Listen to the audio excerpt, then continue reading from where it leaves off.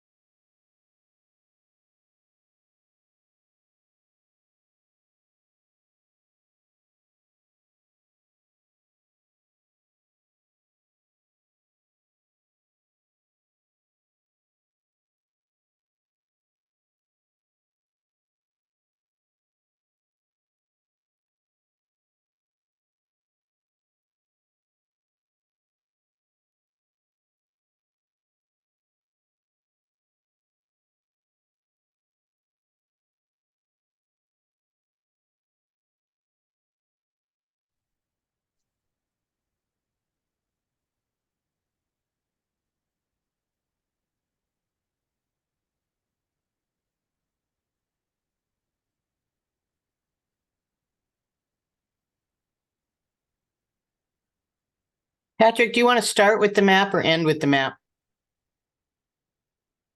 Up to you. I'm thinking start just because it might be helpful in our discussions.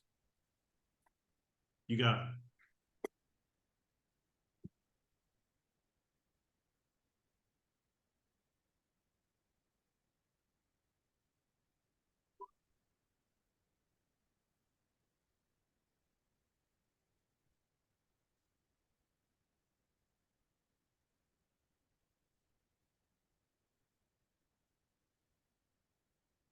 Good morning.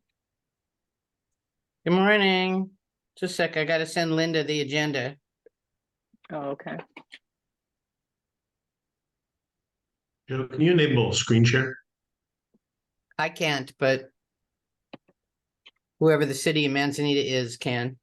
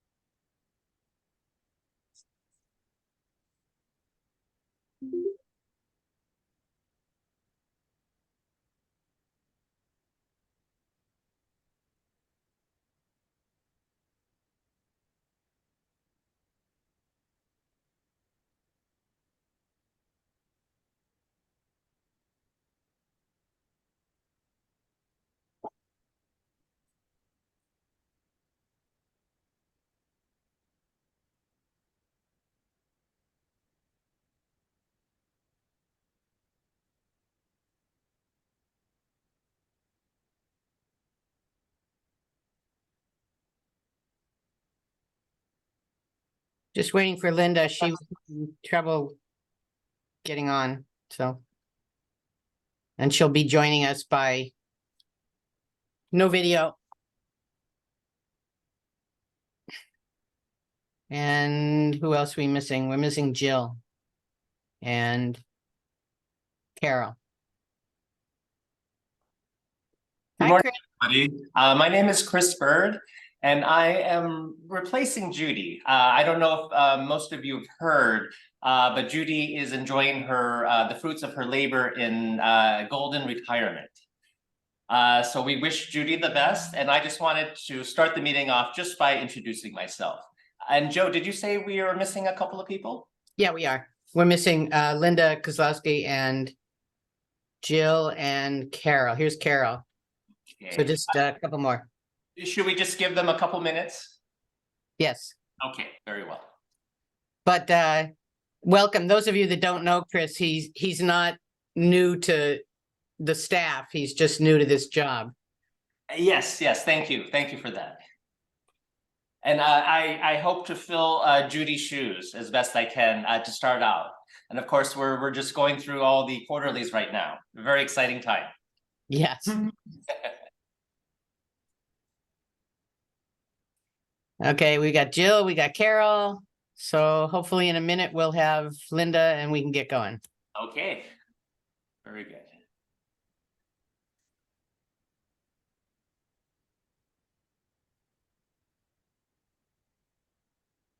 And we got Linda. All right, yay.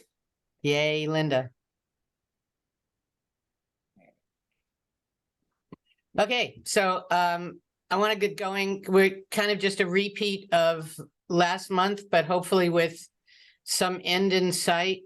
My hope is that we could have some kind of recommendation to council before the end of the year. So that's where I'm aiming, and hopefully we'll be able to get there. And the recommendation would be just on, not on anything other than, the cap percentage issue.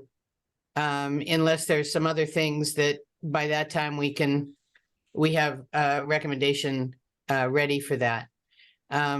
Before we get started on the cap percentage question, Patrick has a very cool thing that he's going to share with us that I think you'll all like a lot. Thanks, Joe. Although it really has nothing to do with me, just real quick, taking a step back, I just wanted to say that Michael, many months ago, introduced me to Brian Sint, who works closely with Layla on different projects and things like that. Brian put together a really cool short-term rental map that we want to show you briefly today. If you have any questions after this, just let me know. But the idea, basically, in actually Layla's words, is to take the information that we have on the website, which is basically an Excel format. Here are a list of addresses for short-term rentals, and put it in a spatial and visual context, basically in map form. So let me just share my screen if I have access to do that. And basically, can everybody see the screen? Yes. Okay, so before we get into this, there's no need to read this. This is basically, if the idea is that Layla is going to work with the city and try to put this up onto the website in the short-term rental portion of the website as a resource. And one of the things that we found when we did our survey was people really didn't have a good feel for it when there are challenges. How do we best do this? Give me a quick second here. Let me stop sharing. Plus a bunch.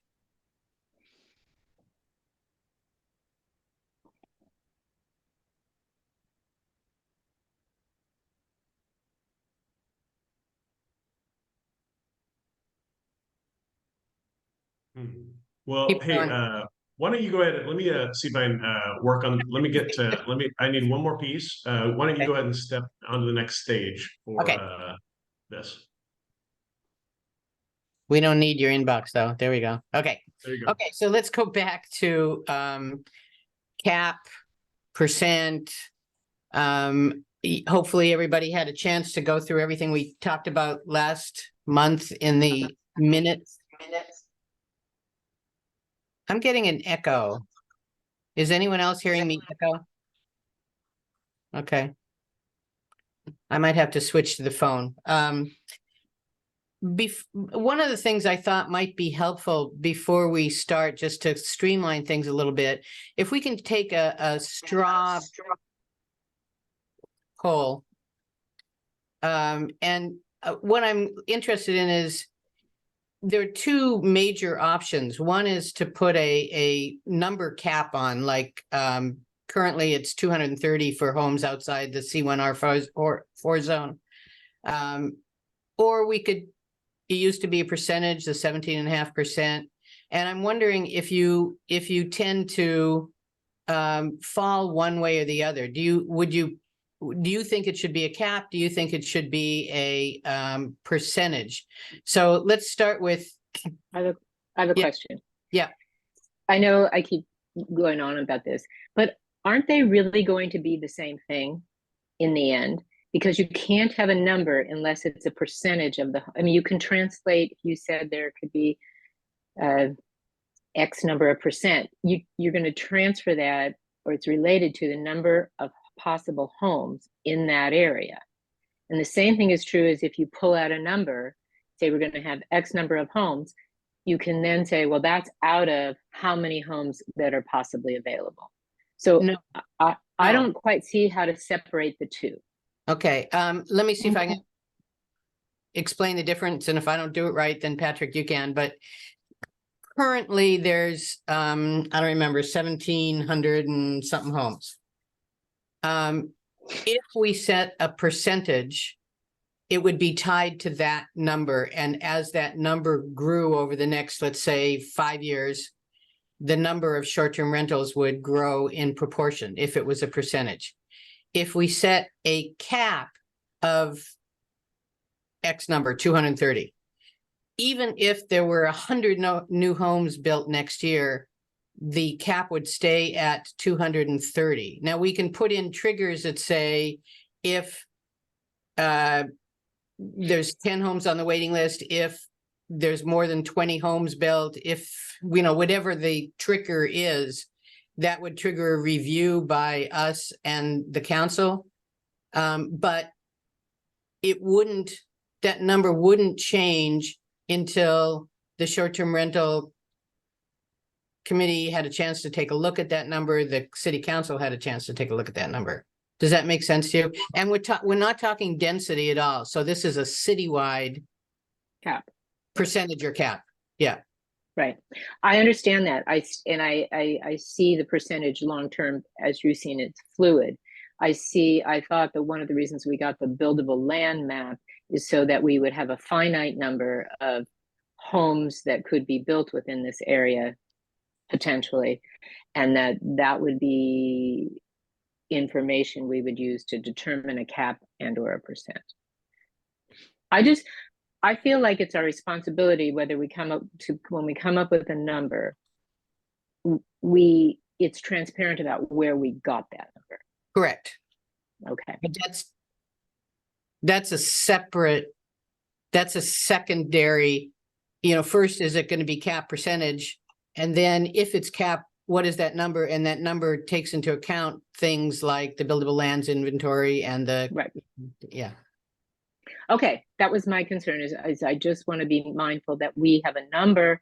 If we go with a cap, that it's a number we all understand is which is foundation and some kind of real data or information, not just not just made up out of thin air. Not a lucky number. Yeah, right. Okay, so I'm asking for, this is not a vote, this is just a straw poll. So Max and Chris and Phil join in.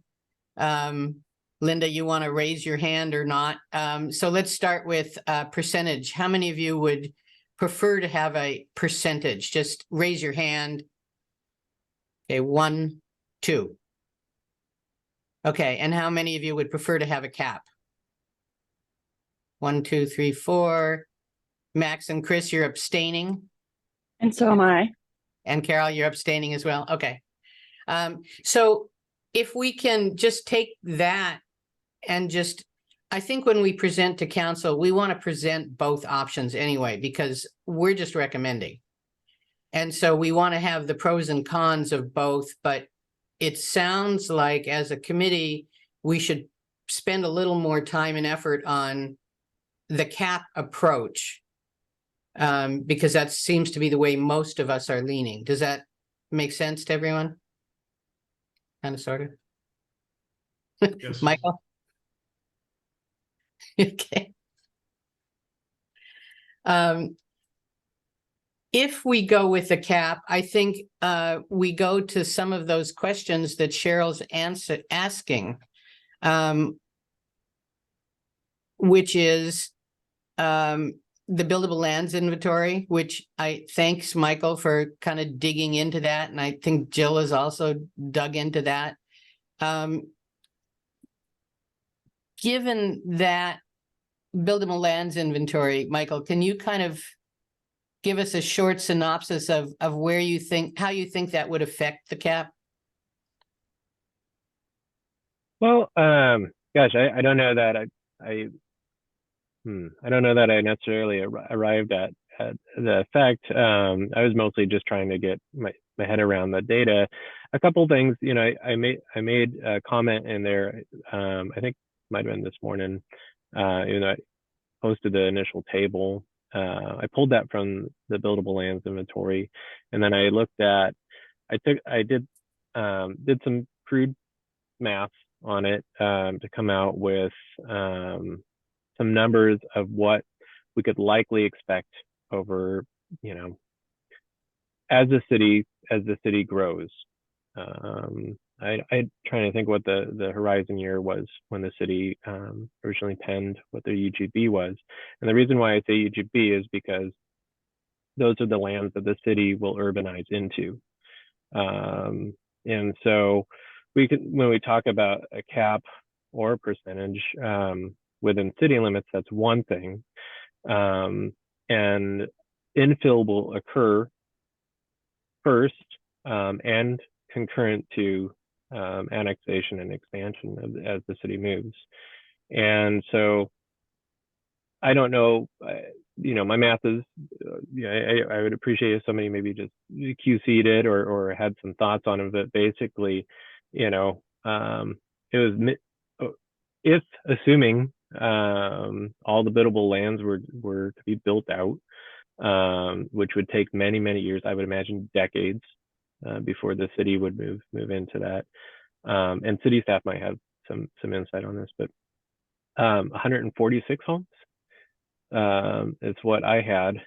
I think maybe more. Let me see if I can pull up that table.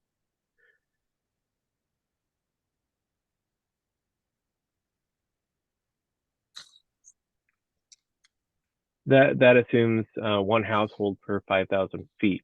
That's not perfect because duplexes can be built, but even if a duplex goes in, that raise, if it's percentage based, that can raise the overall number of licenses available. If it's cap, it doesn't matter. But does everybody get that? The multifamily goes in on a 7,500 square foot lot. Three homes can go in. Only one of those, assuming that they're all owned by the same entity, can be a short-term rental. So there's a nuance there. So Michael, if you say there's a possibility of 146 more homes, more or less, short-term rentals, yeah. Short-term rentals, not homes. Yeah, homes would be 837. Okay. It seems that, I mean, we're talking, like when I say decades, that's not Right. an exaggeration. I mean, I'm assuming that's at least a 20-year supply of land. Okay, but it's a good number. So where'd you get the 140? 17.5%. Okay, that's what I Assuming, thought. I mean, with our current policy, Assuming that's, you kept it. yeah, it was meant to kind of look and say, well, if we let it roll as a percentage, just how, you know, what's a reasonable, what's the most? Yeah. yeah. Now, and this is, like I said, it's rough, it's crude, and if we want to spend more time digging into it, and I would welcome working with city staff to make sure that we're in alignment with numbers, because, you know, I noted in there that with the Highlands, a lot of those lots are 7,500 square feet. So that number, you know, that's why there's some wiggle around there, but I would say I would expect at least 100, assuming that everything builds out over that time period. Also, to take into account there, it's a lot of those homes in the Highlands are already built and not showing in the buildable lands inventory. Phil, you had some other areas that have also been built that are showing as available in the buildable lands inventory.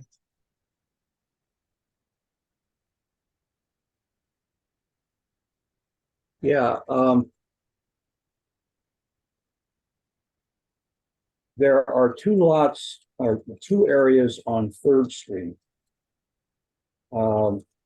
One has already been developed. It's showing as being buildable, but I believe, if I'm correct, that it's the 6-house development that went in right behind Left Coast Siesta. Mm-hmm. All right, and then there is right adjacent to that, or to the south directly, there is a proposed development that is currently, I believe, on hold because of issues with regards to the property. But that is currently owned, and there was a submittal to the city with regard to that property.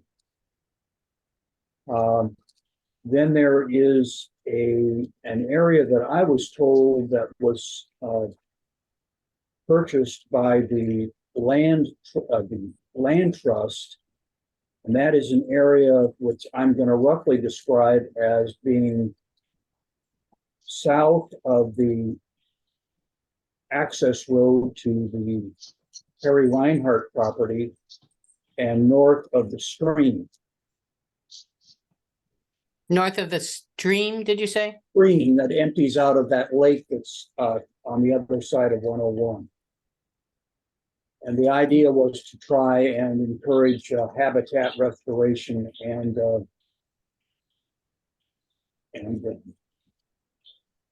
limit residential development in that particular area.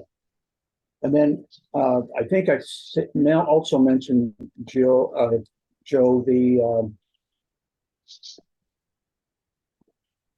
the property that Jim Pence and Rick Hinkey are currently developing, and I'm not sure how far the property that they have goes back in there, and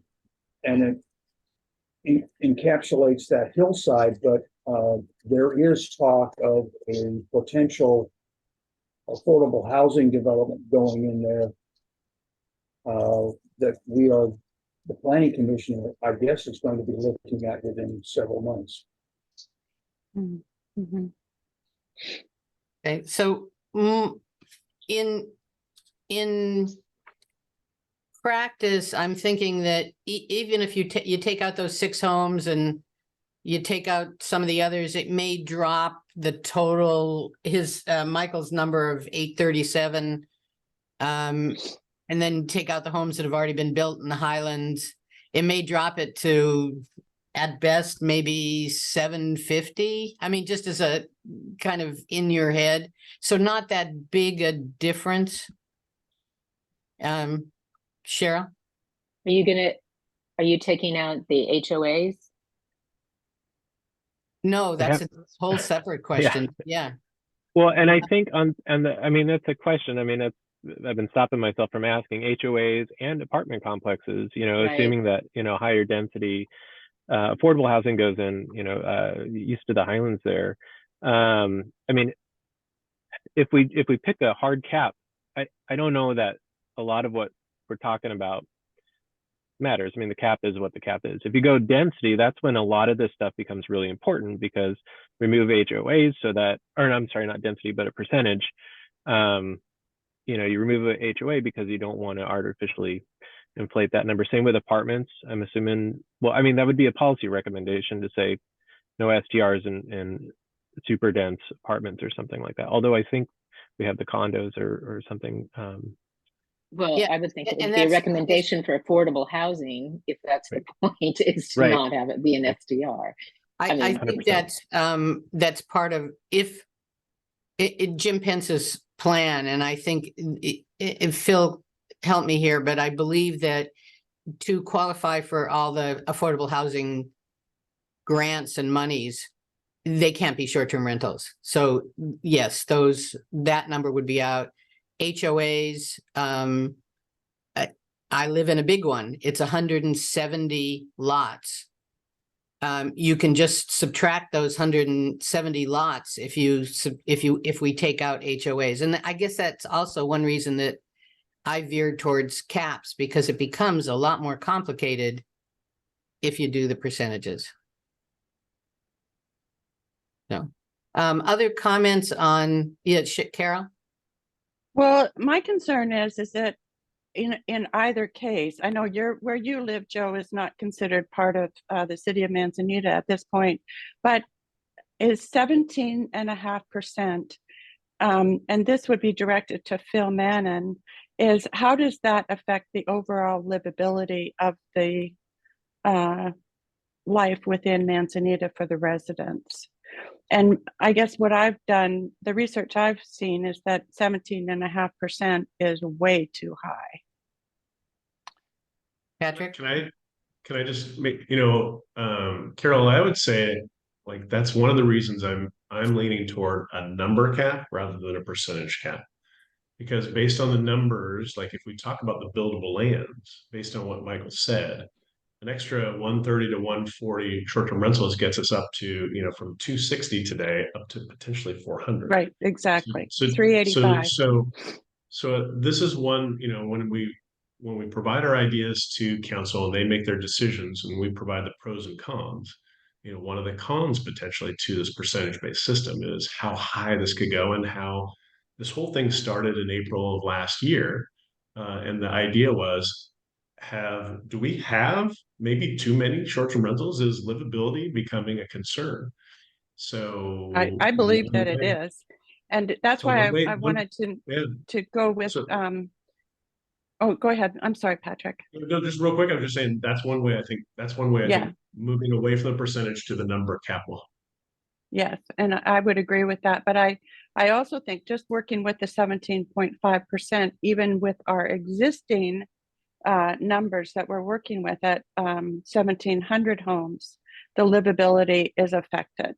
And I'm just wondering if the Planning Commission, we keep talking about reporting to the City Council, but is the Planning Commission looking at this issue? So that my question's directed to Phil.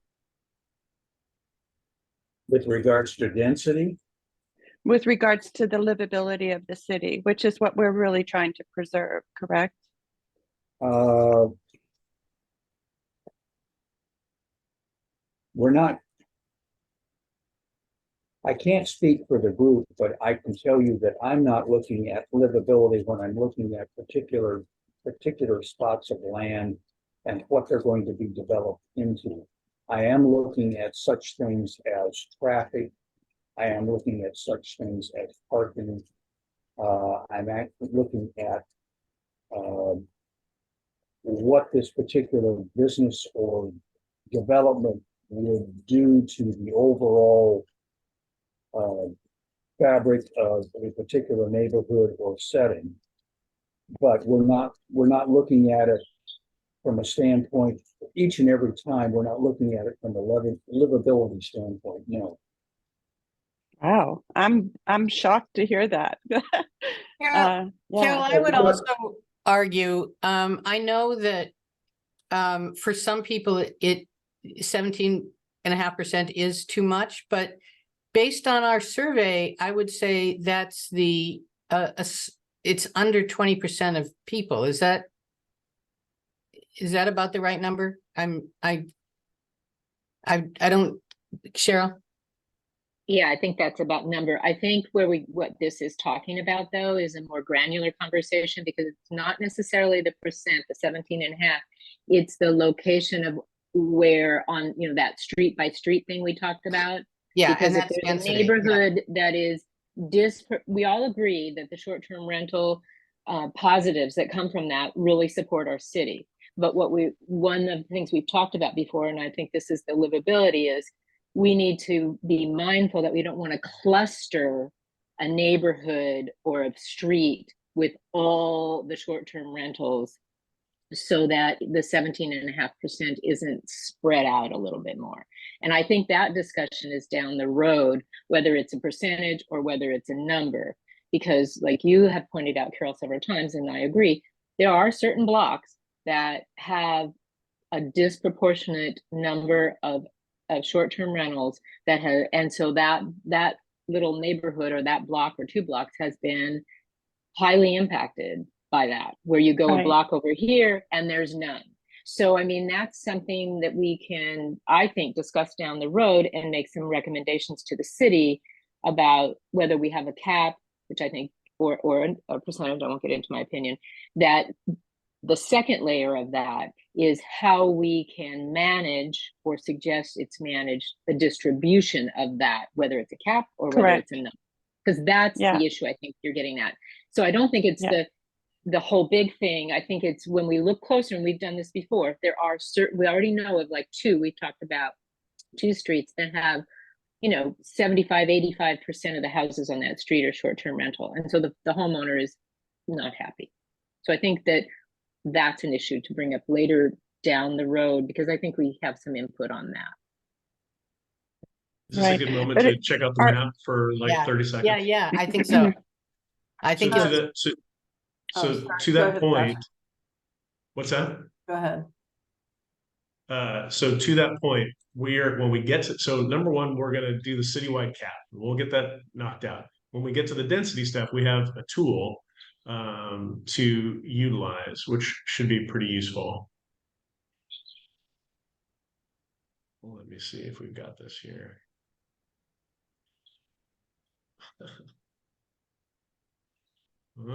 Give me a second. My goodness, I am having like amazing jobs. Okay, we're gonna do this. I've got a good feel about this time. So my daughter is taking public speaking courses in college right now. I think I need to take that. Okay, so this is There you this is the go. new map. This is the map of the city. This is a map there's approval to get it onto the city website. So it'll work with the pamphlet, the Good Neighbor pamphlet, as well as kind of the window kind of phone numbers to provide the city and our residents and our neighbors with the ability to go where are short-term rentals, and more importantly, if there's a short-term rental near me that's causing problems, how can I find help? To later down the road, Cheryl, when we get to kind of the discussions of density, I think this is going to be super useful because we'll be able to see, we can zoom in and we can see where these short-term rentals are. Real quick, just big picture. I just want to share what this is all about. Once again, this is created by Brian Sint, Michael Duncan, and we're talking about mapping for ages, and they kind of basically came up, with this. Max, the CEO, is taking a look at it, and he said, it would be super helpful is to put in a red line around the city so that when we get a call in unincorporated areas like Upper Pelican Lane or something, we realize this isn't a city issue, this is unincorporated. But up here, we've also noted how often the data is being updated. This is, you probably can't see this, but it says 9/20/23. So every time the data is updated from the city, this gets updated. And then basically, let's say you do have a problem house. Let's say that we go up into this little stretch, kind of up. We're like, I'm having trouble with this short-term rental, say over here. You can click it, and you can find out that here's the address, here's the contact, here's the phone number. So this is supposed to be aligning with the sign that shows up on your house. But people have said, hey, I don't want to necessarily go look at that. I don't want to be caught looking around. This is something you can do in the privacy. All the information is public information, which Layla will have us reiterate when this is posted. This becomes a tool for our neighbors to go, how do I find a contact to make that first call? It becomes a resource for the police department and the CEO to go, hey, if I do have an issue with a particular house and I get a call, how do I find it? And it becomes a resource for us as a team later down the road to figure out density and see, hey, to what degree are certain neighborhoods trickier than others? So anyway, we'll get more into that later, but I just wanted to show that to you and thank Brian who put this together. Thank Layla for offering to find a way to get this on the website. Thank Michael for kind of getting the ball rolling. Basically Max for taking a look at it and going, hey, this is awesome. Add this or that, and this will be really helpful for a CEO as well. So it was a great team effort, I felt. I have a question, Patrick. For the purposes of our work later on, is it possible to add those unincorporated areas, the short-term rentals there, so we could at least see it? Because like down on Upper Pelican and Windward and those streets, I think that would be helpful to see that. I'll just say this, just real quick. So this is called the short-term rental contact map, and it's based on a certain technology. This map will not be. This map is basically like a phone book. My daughter doesn't know what a phone book is, but this is basically our short-term rental phone book, and it's going to be used for that. Now, this technology can be used for these things at a later date, and we definitely can use this technology to get feels for that. We can use this technology potentially for tracking, blah blah blah. There's a lot of opportunities, but right now, for today, I just want to honor the agenda and focus on the short-term rental caps. But since you brought up density, And since this has come about and it's kind of an exciting tool, we just wanted to give a brief show of that. Yeah, I think it's great. Joe, the reason when you ask what for is I think that in some pockets of the city, when we're looking at density down the road, not today, I think that the unincorporated short-term rentals, I don't think the picture is complete in some areas unless we look at those too. Not that we can control them or regulate them, but just to give us a sense. Okay. I think more information is better. I just was wondering because I think that they matter in terms of, back to Carol's issue of livability and what people are feeling. I'm wondering, how are we notifying people where that is? It will be on the city website. When you click on short-term rentals, you know, there's a little box that says, if you want a list of the short-term rentals, click here. Oh, It'll be in the same place. So you'll be able to either get the Excel spreadsheet or you'll be able to get the map. Some people are visual, some people like right. the other one. Yeah, So it'll say right there, map, and people can click on the map. correct. I think that's really great. Yeah, it's cool. Job, Michael? you guys. Max, Mhm. did you have any thoughts or comments on the map?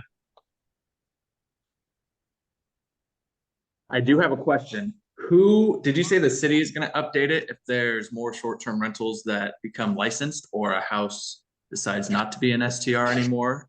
Who would I contact to add or subtract a house? It's my big question. So I'll tell you what, let's you and I can talk about that offline. The process is all set up, and I'll definitely fill you in on that. It's basically automatically done on a monthly basis by a volunteer, as long as that volunteer is willing to help. Great, thank you. Michael? Yeah, it was just a real quick comment. In the fields, when you click on a house, to have the MCA number there too. Just Oh, good. it's helpful to have a second. I mean, the name's good, the address is good, but it's really helpful to have that second unique identifier that matches the sign that's there. So I'm super excited to see the map, by the way, to see it go live. I think it's really helpful. And to Cheryl's point, I think there'll be lots of opportunities for us to have additional maps that are dynamic and can help us do, you know, in our analysis as we move forward and advising on policy. So Yeah, cool. I would like to, since I was one of only two to vote in favor of percentages. When I think about this, I think about the fact that as the city grows bigger and bigger, there are going to be more people. And the short-term rental taxes are what pays basically for the infrastructure of the city. So if we put a cap that's low and the city continues to grow, putting more and more pressure on the infrastructure, how is that going to be paid for? I think that's a really good question. And I think that gets to what's the trigger to change the cap? And I think we should suggest some triggers to the council to do that. And again, one, I'm just going to go through some and there's hopefully others. One could be that there's 15 homes on the waiting list. One could be that there have been 50 more homes built. One could be that the budget committee says, hey, we need more short-term rentals to pay for a new police person. There could be a lot of different triggers, but I think if we do go with the cap, we have to have a trigger to review that cap. We can't just say, okay, here's the cap. Let's go. Carol?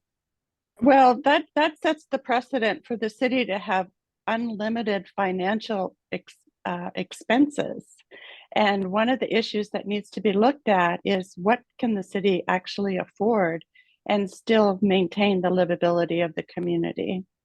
And my observation has been that the city is spending a lot of money that nobody has any control over. Michael? Yeah, so I mean, I just want to check too. I mean, just make sure I'm in alignment with the agenda. You know, I I have thoughts for both of the respondent for both of those, and just general thoughts on density versus cap. Is now okay time to share that? Sure. Okay. Well, you know, I think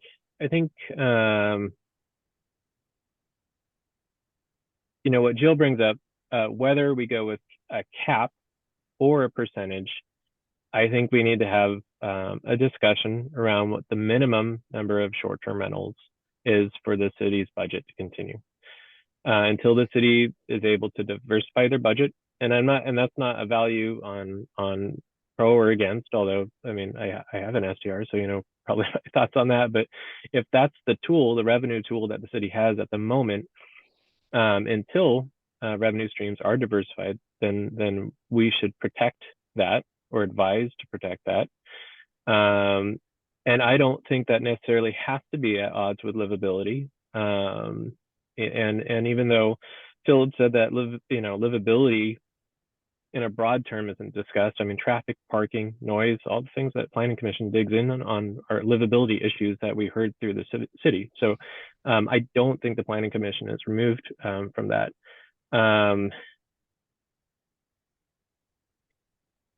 So that's one thing I want to say is a minimum number, you know, and we can get to that discussion, whether or not it's cap or percentage.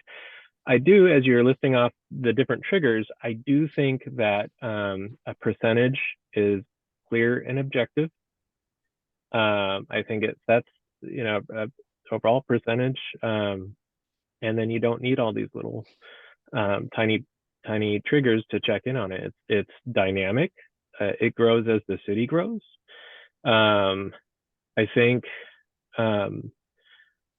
the idea of where and maybe it isn't an additional 100. Maybe we check in on the percentage 3 years from now to make sure that as we've grown, it's still appropriate. But I think it makes sense from a policy development standpoint. That as you would expect infill to occur,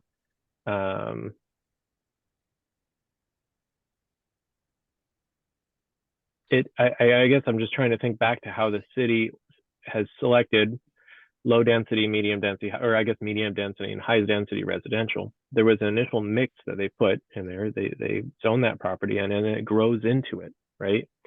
And so short-term rentals grow along with that. Now, I think the caveat is that at some point, maybe our facilities aren't there to support the impacts from short-term rentals. Mm-hmm. There's an assumption that short-term rentals are more impactful than long-term and part-term. And I think within the context of Manzanita, that may be true because part-time people there are, you know, what, 8 weekends out of the year, maybe more. I don't know. Full-time residents, a lot of them are retired, so very low impact lifestyle. If we were a different community and there was a bunch of people who lived full-time and had 2 jobs and had kids in school and soccer practice, I think we'd see a lot more trips on the system. I think we'd be impactful as we would expect a vibrant community to be. And we would be mitigating for those impacts as communities do. So I don't know. I guess I'm trying to get to a point here. I think it makes a heck of a lot of sense to have something that is dynamic. It does feel, you know, having a math function versus picking a number feels like good policy practice. Because my concern is if we pick a cap because we feel that we have a lot of traffic in our community right now, or we have parking issues. 5 years from now, as the background traffic and visitors increase to our community, we're going to say, gosh, traffic's only gotten worse, parking's only gotten worse. Let's take that number from 200 down to 150. And that's the tool that we reach for in our toolbox. And then at 10 years from now, as background traffic increases, right, we just had this TSP that that forecast population, that forecast trips, and we know that it's going to only increase. And at 10 years from then, we say, gosh, there's a whole lot of traffic in our community and there's a whole lot of parking issues, or whatever it is. So we reach for that quick tool and we reduce the cap again, when it's not really addressing the core issues. So I just, I think there's a danger of using it as a quick and easy tool to, or maybe the optics of it appear that we're really addressing a problem when we're not addressing the underlying issues. And I think we have a lot of good ideas that the short term that our group has talked about to try to get out in front of noise and some of these issues, or education, or how we log complaints. I mean, we're doing a lot of good work to help address those issues. And so anyways, I'll stop there because I'm starting to rant. Patrick? So, I mean, in general, there's two schools of thought. Basically, that short-term rentals are a cash cow. And if we're going to get up to whatever 2,500 houses in this town, if we can build out everything, then short-term rentals should be there to make sure that the budget can pay for all those things. And then there's the other school of thought that Carol brings up, which is, at what point do we have too many short-term rentals? And does it make sense to keep building it just because the city is getting bigger? Can't we live within our means of a particular budget and find a way to do that?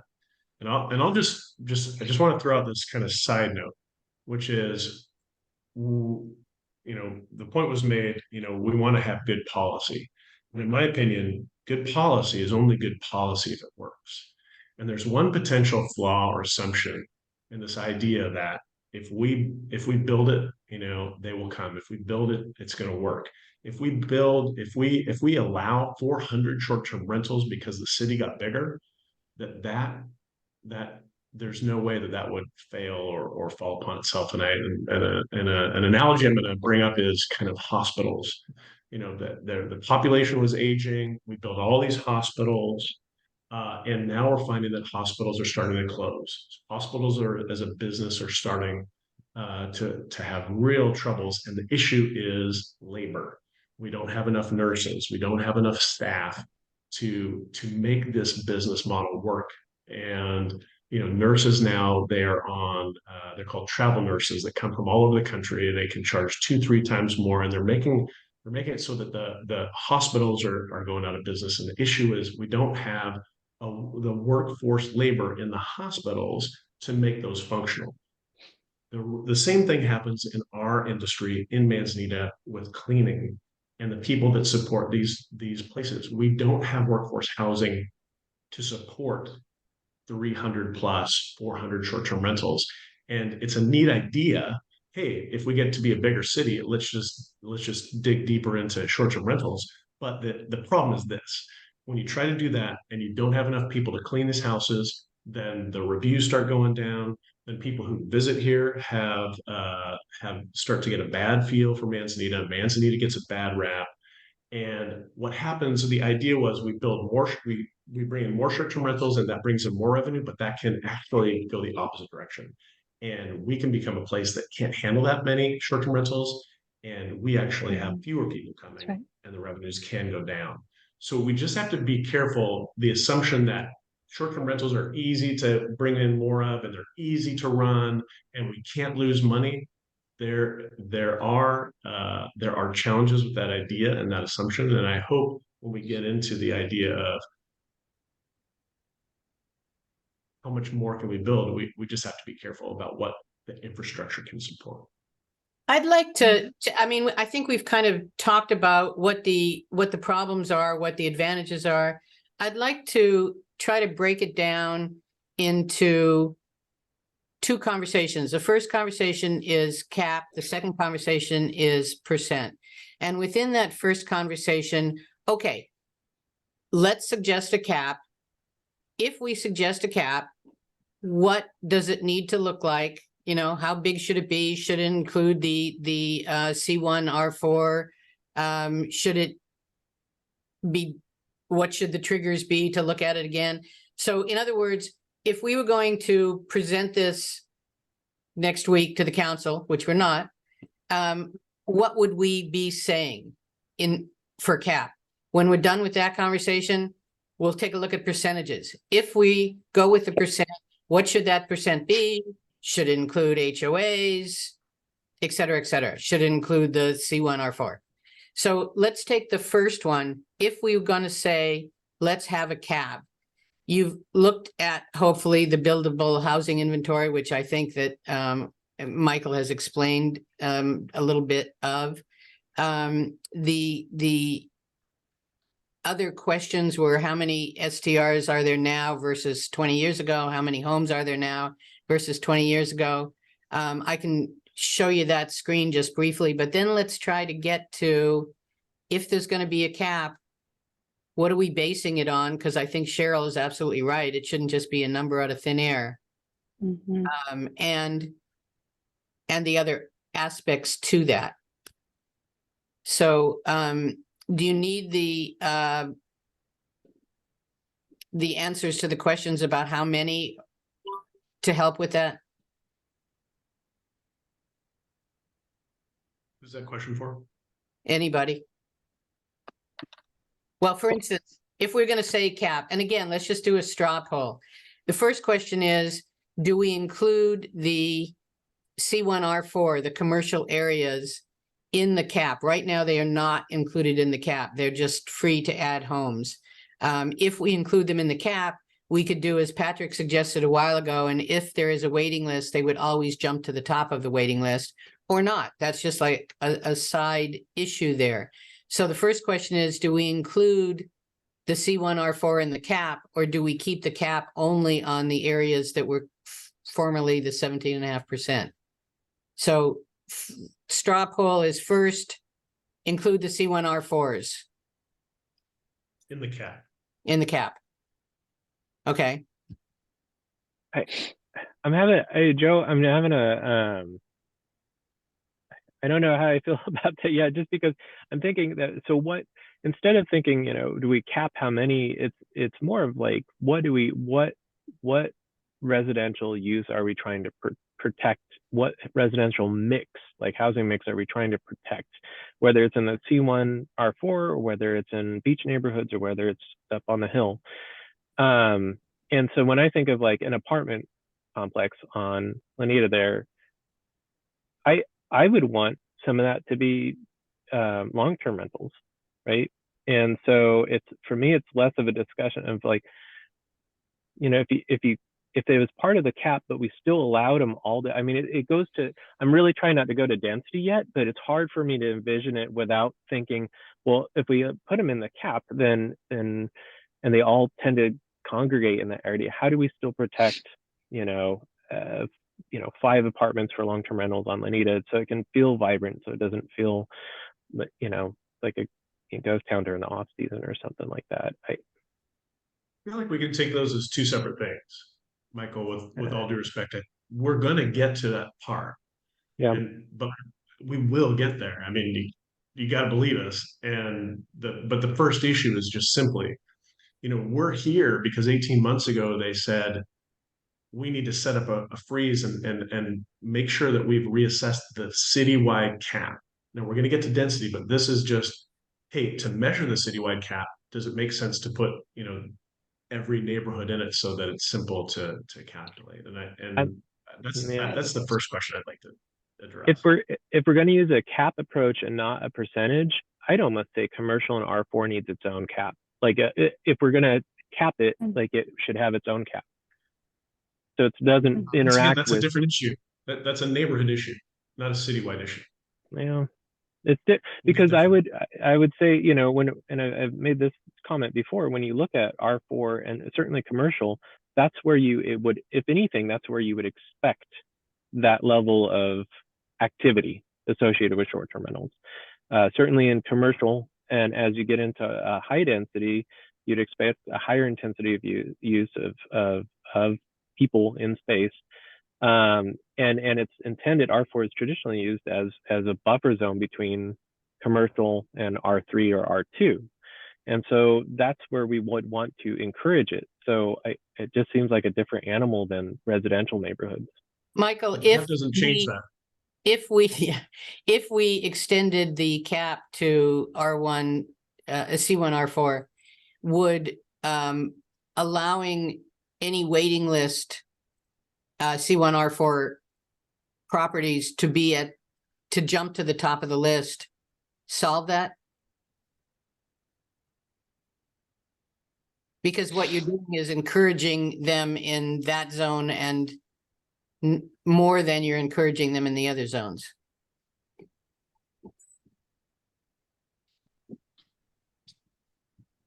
That's an approach that could achieve that. That's the goal, right? What's that? That's the goal, right? So that seems like it's a win-win. You can get both. I have Yeah. a question. Okay. Can I ask a question? Please.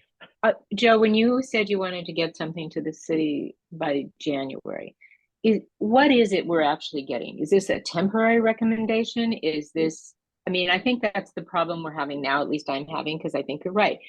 This issue of density and cap and percentage is really entwined. And so it can get really murky and mucky. And so what is it we're actually having the straw vote around today? Is this a long-term recommendation? Is this something immediate? What are we committing ourselves That's a to? good question. To me, it's a long-term recommendation, but it is not an absolute recommendation. So and because I know the council doesn't want that. They don't want us to come to them and say, okay, here's what we're going to do. We're going to have a cap. We're going to exclude C1, R4. We're going to cap it at 200 and we're going to review it every 10 years. That's not what they're looking for. What they're looking for is, here's what we recommend and here's why. And we are going to say, because we have a division, I think, in the group, and both are valid. If you go with a cap, here are some of the things we think you should also do. If you go with a percentage, here's the pros and cons of the percentage, and here's some things we think you should also do. But as a long-term plan, and we will get to the other parts of it later, like the density. Well, so I think, so you're saying this would be the guiding, saying we're going to guide the rest of our work around whatever decision the city makes versus cap or Right. right? So that is hard, I think, right now, because we haven't really looked, we're looking at really immediate issues, and we haven't really looked at density. We haven't looked at long-term impact of how this would work. And so I think whatever the recommendation would be, whether it's a percentage or a cap, however it's worded, it needs to be said. This is made on we're a 4-year committee, and we've only been working on this a little bit of that time, and we got the survey. And so we haven't really teased out like the vision, which is, I feel like Patrick is bringing us, or Michael's bringing us back to that thing. How do we want to solve these issues or create a climate or an environment where these issues can be solved with long-term livability in mind as we move forward? And the density issue has a huge impact on that. And I know that can come later, probably within the work of either a percentage or a cap, but I just want to leave the door open so that it's understood that this is kind of an umbrella suggestion, but the real work of implementing, I don't think we're at a point where the details haven't been meshed out, because it could mean something very different. Patrick? Sure. I think Carol. Okay. Thank Go ahead. you, Patrick. Well, my question is, are we not premature in even making a recommendation at this time? And I'm wondering what happened to our research groups that were looking at, what is being done along the coast, what's being done in some of these communities with short-term rentals. We had divided up into groups to explore those issues.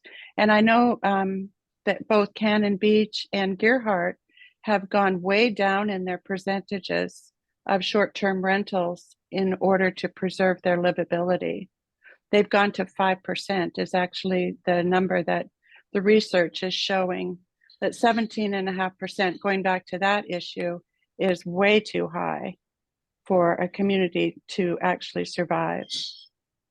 and preserve its livability without becoming a tourist Cannon community. Beach has a lot of other sources of income. They have high-rise apartments. They have And a so lot that's of what needs to retail. be explored, and that is being But- explored by that other we're talking committees. about 15 years down the road from now. We're not going to have, I mean, it's just not what Manzanita is right now.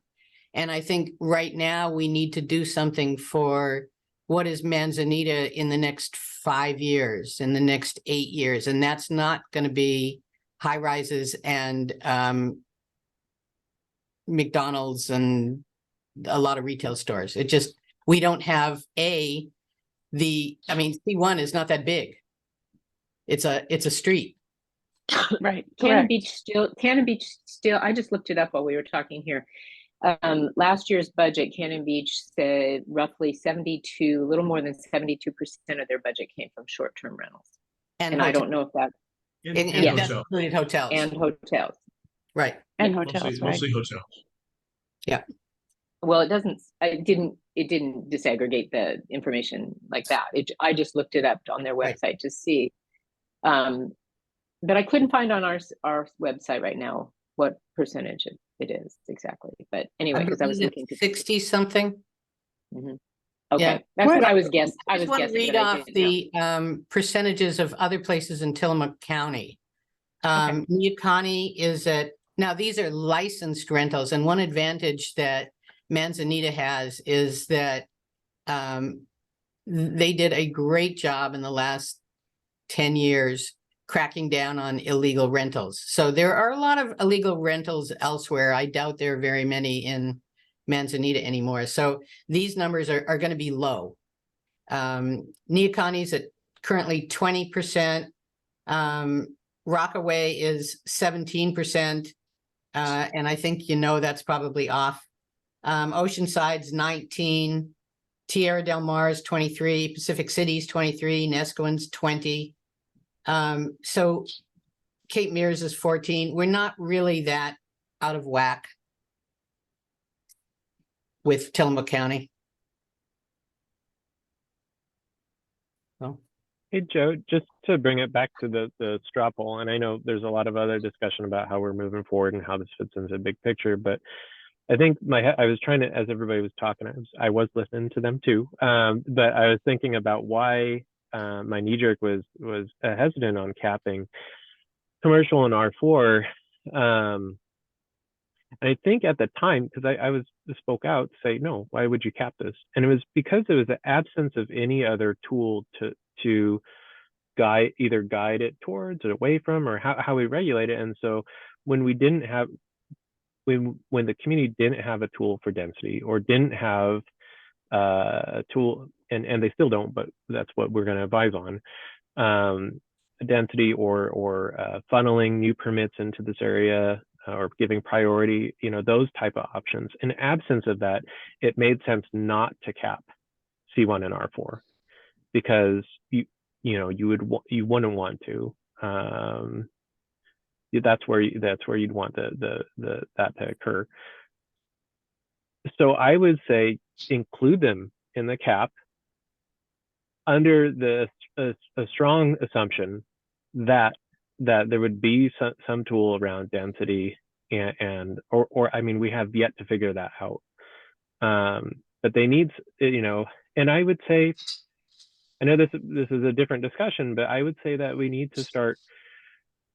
One, I think the community needs to establish neighborhoods, like formally, establish neighborhoods with wayfinding and all that kind of stuff. So there's community identity attached to those neighborhoods. I think from the analysis that we do as part of this group can then be organized by neighborhoods, because we know from our survey results, again, there's a whole, ever since I moved to Manzanita, whatever, 3 years ago, that was what I heard. Density is the issue as it relates to short-term rentals. And then when we do the survey results, we're finding out that there's this overall positive or neutral, strong majority of survey respondents in the beach neighborhoods said positive or neutral experiences. Negative is really small. So and Patrick's brought this point up before, is that when we start regulating density in those neighborhoods, where are they going to go? Up the hill in the neighborhoods where people you know, that number is a lot higher that they didn't have positive experiences, that they are being impacted by him. And so, anyways, I think whatever we decide, to Cheryl's point, either density or some tool will be part of that discussion. But I would say cap everything, assuming that we'll have those tools at our disposal. If we're going to cap, I still would advocate for Again, we're gonna suggest both. Yeah. We're gonna suggest both to the council, saying that, and we may change this by the time we've got this all written up. But if we were to do it tomorrow, we would say the majority of the committee feels this way, but a strong minority feels this way. By the time it comes out, it might be different. We might be all saying, yeah, we all are going for the percent. We may say, we're all going for the cap, the way that we're suggesting it is written. So I think that can be a fluid thing, but I want to keep trying to have both of the recommendations in there. So it looks like as a group, we would all cap everything. And so the next question is, what is that number? And I'm not sure we're ready to answer that at this point, because I keep going back to what Cheryl said, is we really have to look at the questions and answers. How many homes were here 20 years ago? How many homes are here now? How many short-term rentals? And then look at Michael's analysis of the buildable lands inventory to come up with the right number. But again, just a straw poll, because I think it helps move things along. I'm going to give a status quo number of 260, because that's kind of what it is now. Would that include the R4 and commercial zones? Yes, it does, because the current 260 would be the cap. 260 would be the cap for all. Right now, it's 230 for the outside those zones, and then we're actually at 255 now, because there's open spots in the 230. But I'm just going to say 260 would be the mid-range number. Let's say 300, 20 more homes. 300 be the high number, and then drop. Somebody give me a number for the low number. 225. 225. Okay. So you can vote three ways. Would you be more inclined to go with the 300, the 260, or the 225? Okay, I'm going to start with the 300 just by raise of hands. Okay, 260 just by raise of hands. Okay, 3 and 230. 2. Okay. Can we start with the Hold on, we have one voter that didn't vote. Where do you stand, Michael? If you had to pick one of the three, just A, B, or C. And again, it's not a hard and fast number. It's just a general. And you can change your mind. So I think whatever. I mean, this feels like I'm guessing. I'm a carny at guessing somebody's weight. So I just. I mean, it's hard for me not to pick a number that's not rooted in something. Like what is it? So if I'm going to pick a number, I would say, well, status quo, because there needs to be we have a budget that's based on that, and we can't dip below that until we diversify it. So if that's the metric, in because we haven't nailed down how to, whether it's livability or traffic volumes or whatever. Like I know there's qualitative and quantitative metrics here, but that to me is at least the one thing I could, with the information we have, I can hang my hat on and feel comfortable and confident saying is we need to at least keep a number to keep the budget going. Michael, here's a better way to ask it, better than a number, because I think you're right. Would you like to see a cap that's larger than it is now, pretty much the same as it is now, or significantly less than it is now? I think is a better way to ask the question. I think that is too. Yeah, So yes, I Dan, agree would you with like that. to see a cap that's larger than it is now? Give me hands. About the same as it is now? Okay. And lower than it is now. Are there any votes for lower? Well, Are there Michael not? hasn't decided until, Michael's waving his Yeah, hand there. well, I would say higher, but I mean that's Okay. assuming that the cap That's is okay. in place. But that's assuming that the cap is in place as the city grows. Like, of course, if the city grows by 800 people, then it makes sense that we allow, you know, families to come and stay the night in our community. That, and I like families. I have a family that lives here, and I like seeing them walk down my street. And so for me, I'm going to say yes. But if you're going to say, would I want 400 right now, as a mix of, you know, what's here on the ground and what's built out in the community? No, that number seems too high. But if, you know, 10 years, 15 years, as the community has grown to 2,800 people or whatever, you know, all the UGB amendments, it's just, so that that's why would it's be, so so hard. that would be, Those that are- would be that's part of the- the triggers Right. for Yeah. review. the, And we'll get to that.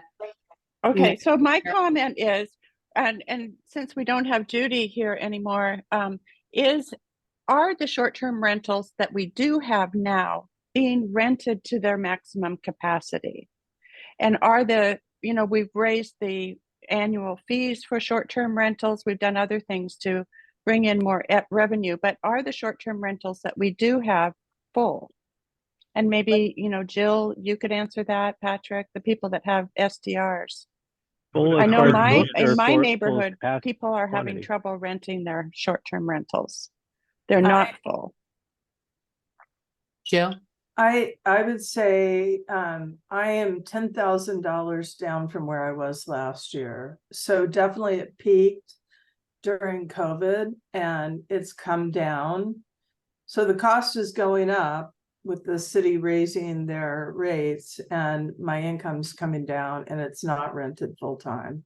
In fact, from now until next June, it's hardly rented at all. Yeah. And that's what I'm hearing from people. People are starting to give, and that's why there's licenses available.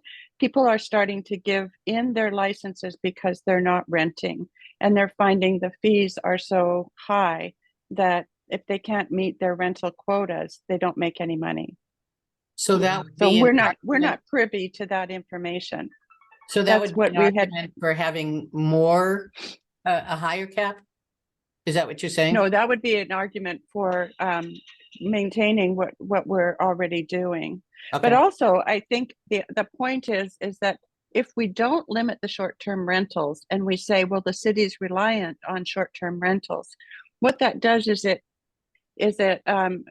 puts the city in the position of relying on the short-term rentals, and it doesn't force them to really look at alternatives, which they're really trying to do.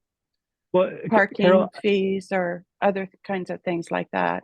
I think Go that's ahead, a great. Michael. I think that's a great point. And as part of our capacity to advise on policy, we can say, we can have something that is more of a neutral statement that says, protect the budget that you have now.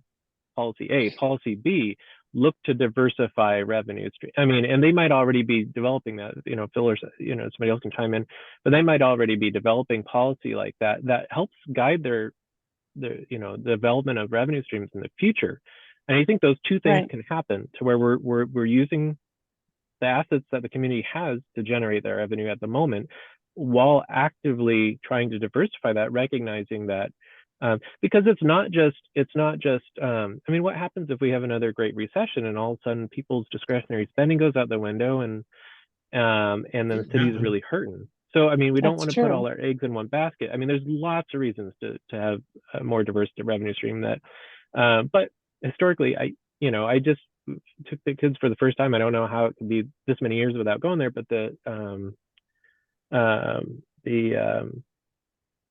is it the Nehalem Historic Center right down in the downtown? Oh, And Awesome. under the I was, pine, yeah. by the way, plug for that. What a cool space. Amazing. But to see that it started out as a resort community over 100 years ago, and each big boom cycle, the tunnel goes through in 36. But I mean, so we've historically been that kind of community, and you know, I guess that's just, I make that comment to say that I would anticipate that historically that's been what we have been and we will be in the future. But I don't know. To get back to the number, I would say I was the lone person that didn't vote, huh? Yeah, we're all but waiting. Yeah, I'll say, higher or lower or close to where we are.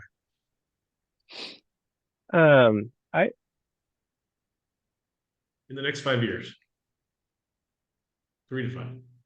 Good point. in the three, to put it in that term, 3 to 5 Yeah. years. What was the middle number, Joe? It was more than 260. It was, Currently, about what it is now.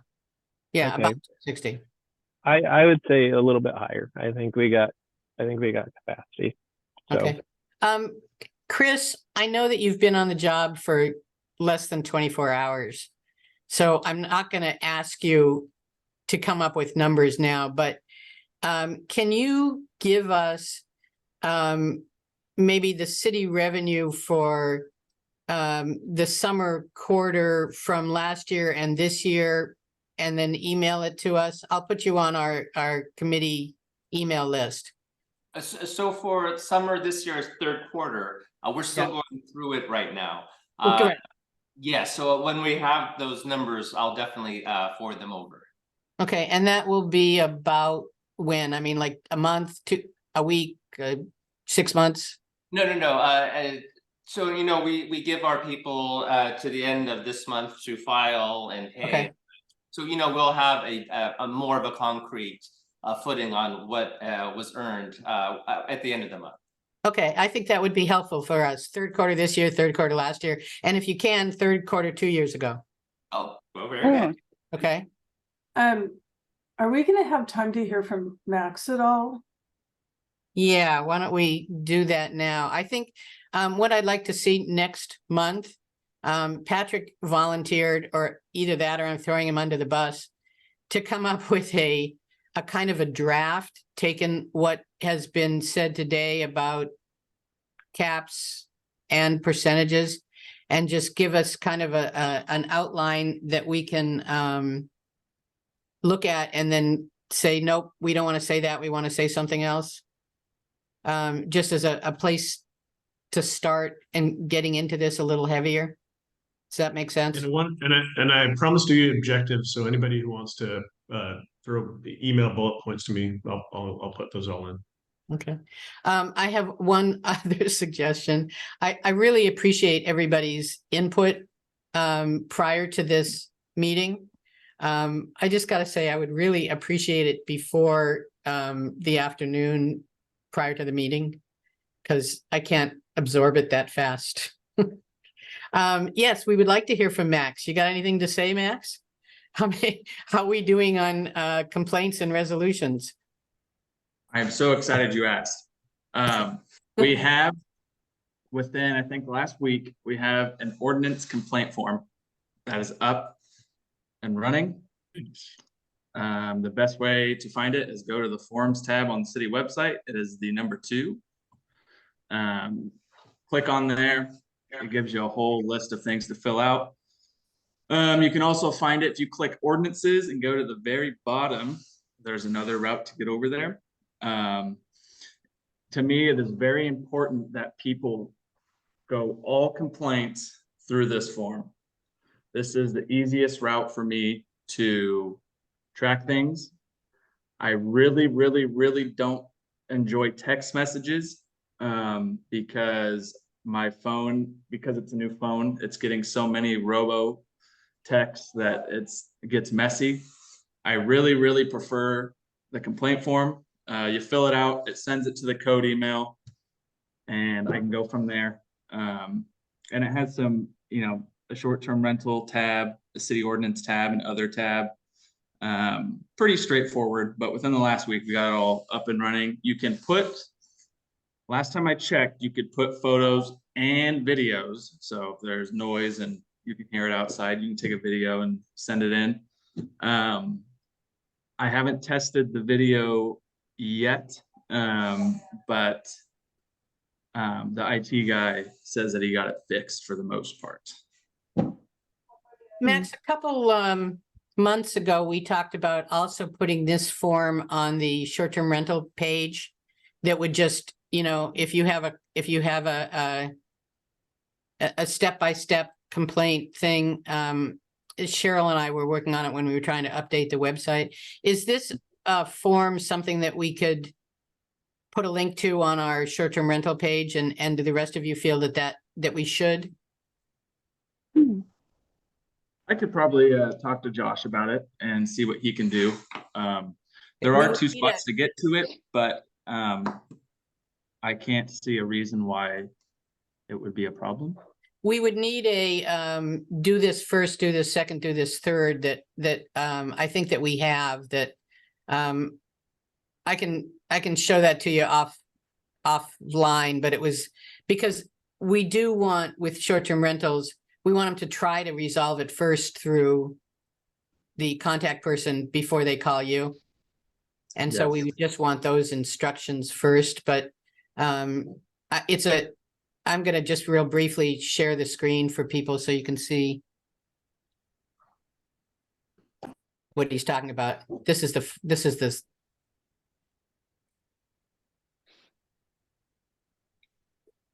Can you get to this from the short-term rental portion of the website? You can't right now. That's what I was asking. Should we have this on the short-term rental part of the website? And my vote would be yes, but Yeah, I think so too. Well, I think if that's how we want to keep records of it, I think we should definitely have a link there, because do we want everybody calling him? I mean, Max, do you want phone calls, or do you want this form to come through? I would rather have the form. If I could choose the easiest way for me, and what I'm telling people now is the form is the best route, so I can keep things in order. I can track things more easily. That would be perfect. and now I got another question. We're almost ready to print the window film that's going to go in every house. That's going to show all kinds of information, including if you have a short-term rental problem that you contacted the agent, but you still need more help, call this number. Would you like us to change that to the ordinance? Could you do both? Probably. Yeah, I would just say change it. both would probably be best, so I'm more accessible, so it doesn't look like there's only one way to get to me. Okay. As long as people leave a voicemail, then I can respond quickly. Then maybe it might just be better to let them, I mean, I don't know how many you're going to get through the window film anyway. Yeah, who Might knows? just be better to have what do you? Well, sounds like a Carol? smart idea. Well, this is slightly changing the subject, but I'm just wondering, Max, if you know anything about this $267,000 fine that was charged to a person in the community for renting her long-term rental for a short period of time, 5 days. He was in the county, not the city. I believe, well, the information, I originally heard that the letter came from the county, but then I heard that it came through the city. And I'm very concerned about this. And obviously, the person that received this $267,000 fine is very upset about it. And I'm just wondering if you know anything about it. I did not know the details with the 5 days, but I know a little bit of it. I don't think I'm in any position to give out much information regarding it at this time. Okay. As I think it's something that we should, it's something we should all be aware of in the community, that this kind of thing is happening or could possibly happen. And it's the kind of thing I would think that we would want to avoid at all costs. I mean, this kind of thing is the person in the city or the county? For what I know, it's the city. Okay. Within the city limits, correct. Mm-hmm. And she's extremely upset about it, and it's been brought up at other meetings, but we're not talking about some of these other issues that are happening with the short-term rental or whatever, but my understanding is that letter came from the city.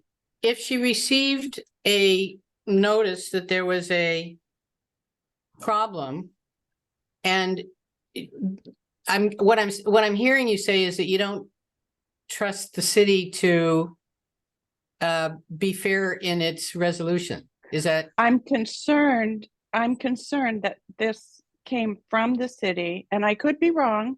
It may have come from the county, but my concern is that this, and it was just an outrageously high fine, and it's going to require for this person to hire an attorney to get legal advice. And I mean, it's just that the person herself, she's a hospice nurse, and But again, she is just devastated. Is that what you're saying? Yes, she got a letter. Yes, it's an issue. But are you saying that you have no faith that it will be resolved fairly? I'm saying I hope. Wrong. Well, if I were to receive a letter like that, I would be devastated. I would have the same reaction as this person did. And I just think we need to be aware, the committee as a whole needs to be aware that this, wherever this came from, that it is happening, and we need to talk about it. I think we don't. I don't think it's our job. I really don't. I mean, we are not the police for the city's ordinances. I appreciate hearing about it. I do. Yeah, but I don't think we should be discussing it because we I don't don't know think- all the information. This No, is we not, don't, but I yeah. appreciate hearing about it. well, She just made but a we're letter. only hearing one bit of it. I mean, to me, I feel like there's a lot more to this story than just the letter. But again, I'm not sure it's our role to go through this unless it's like, here's all the information we need. I mean, and even privately, without this direct person, is looking at the process of what happens when violations occur in a broader scope. But I trust that and I'm hoping that this letter was not the first contact that the city had with this individual. I also, when we first set up this committee, one of my recommendations when we set it up was to have us be an appeal board as well, so that if someone had a complaint like that, and the city resolved it first the city has to resolve it. And then if the person didn't like the way it was resolved, they could come to us before they went to the city council. So we would be kind of like an intermediary point. And for many reasons, most of them legal, we decided not to, because we'd have to be a commission, not a committee, which there's a difference. But so that isn't our job at this point. Maybe 5 years down the line, that will be part of the short-term rental committee's role, to act as an appeal board, but now we aren't. Well, was this a letter that went through the code enforcement officer? I mean, this is a code enforcement issue, correct? And Correct. the fine just seemed extremely outrageous to me. And if it's happening without any involvement or without people really knowing what's going on, I think it certainly is the business of this committee to be aware of it. I was not the one that was in charge of that at the time. This was a while ago. That was I did not write any emails to them. That was someone else's job at the time. Okay. Max, have you had many complaints this month from short-term rentals? I've had a couple. Everything has been fixed, I would say, within a couple of hours. I have been like light issues. Had a couple of parking, got them situated relatively quickly.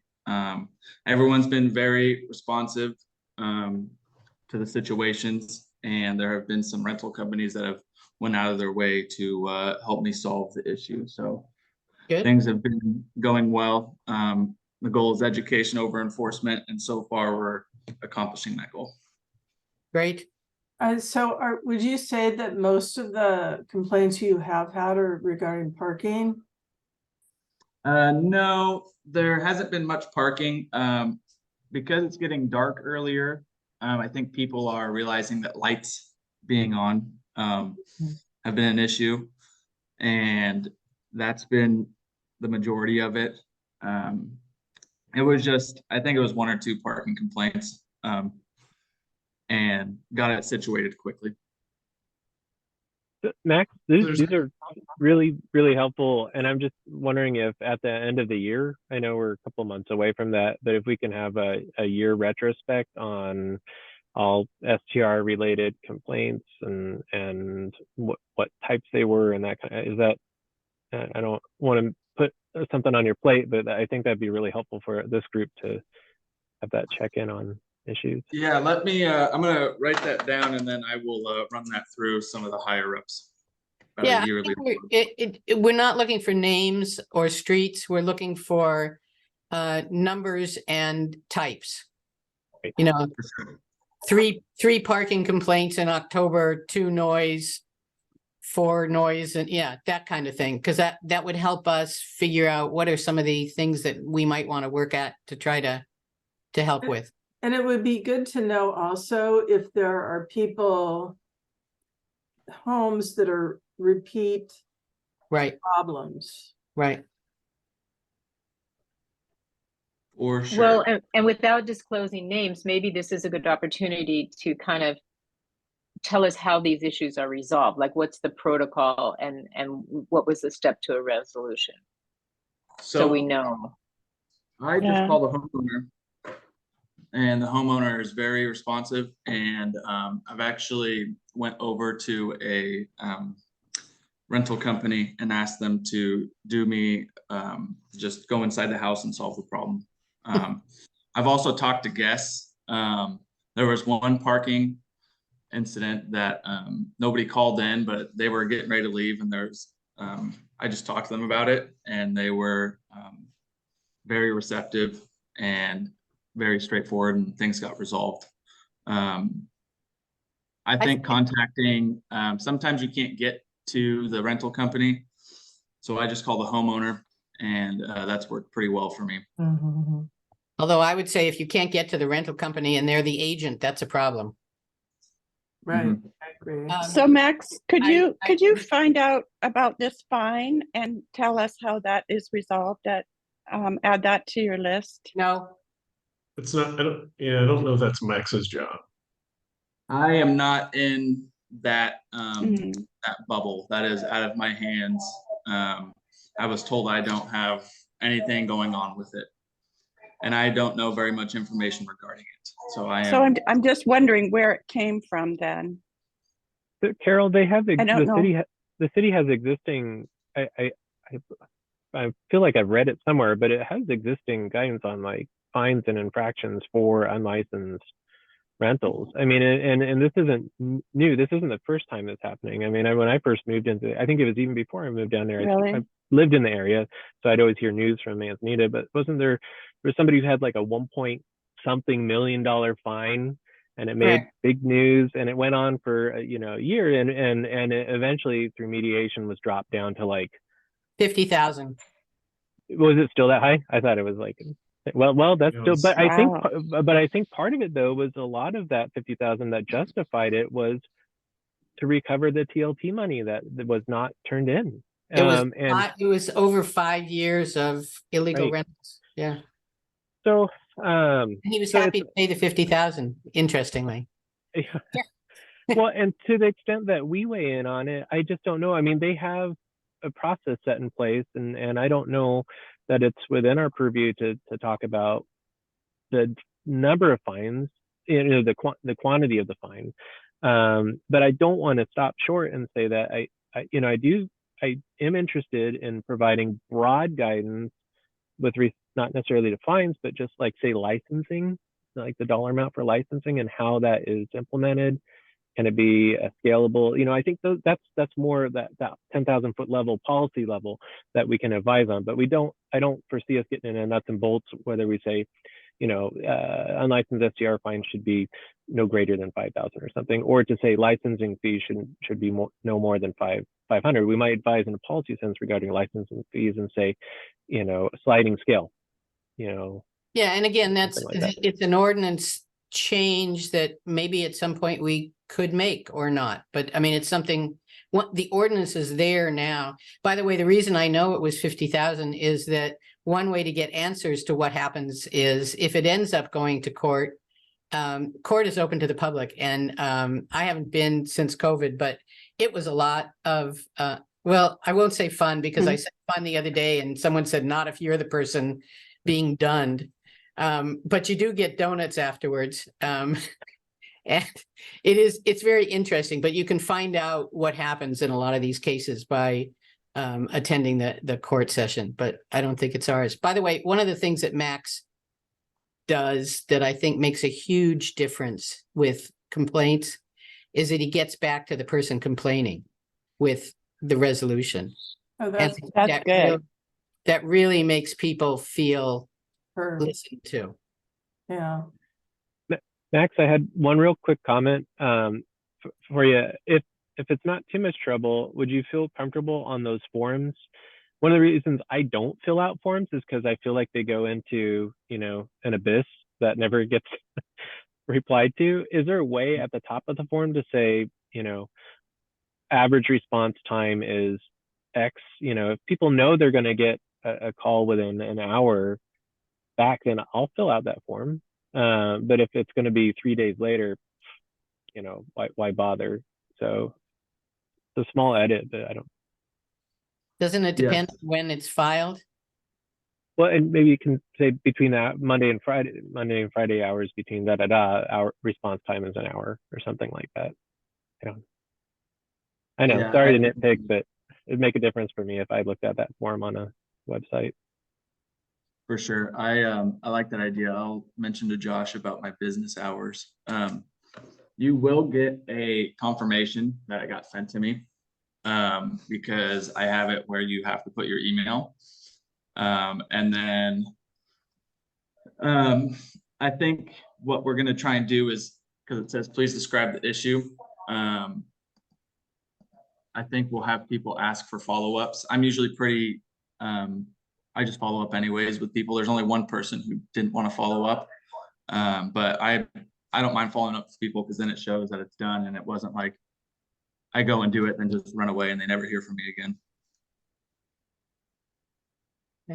I was going to ask Chris if he had anything to say to us, but he left. So anybody else have anything? Phil? Joe, to answer a question that you had earlier in the meeting, the affordable housing unit is going to be, the ownership, to my understanding, is going to be kept within the developer's purview, and that none of the units will be available for STRs because the owner is the developer. Carol, with regards to your comment with regards to livability, the planning commission has to answer back within specific code requirements. So we will take livability into consideration, but we have to respond back with basing it on specific code recommendations. And one comment I would like to make, and I'm just throwing this out, it's not open for discussion, but there's been some talk about what would trigger a look at the cap or percentage. I'm sure the city keeps track of building permits. I'm sure the city keeps track of homeowners associations. So it wouldn't be, I wouldn't think too hard to be able to figure out if there's been enough of an increase in the residential community to where it would trigger an increase in the STR situation. on the reverse side, if you had specific neighborhoods who decided that they were going to go into a homeowners association, thereby protecting their community to a certain extent from STRs, then that would trigger a decrease. So I think the event information is available to you. And then if it doesn't fall within that, if there isn't enough movement within those two contexts, then why not put a time frame of 2 to 3 years? I'll just throw that out as something where you could review the overall percentage and or cap. I think, well said, all of it. Thank you. Anything else? Okay, our next meeting, the third Thursday is the 17th, which is good because the 24th is the day after Thanksgiving and we'll all be in food comas. Same time, same place. By the way, it happens to be my birthday. I want everybody to hold up a candle on that. Oh, Oh, wow, that's awesome. Anything else?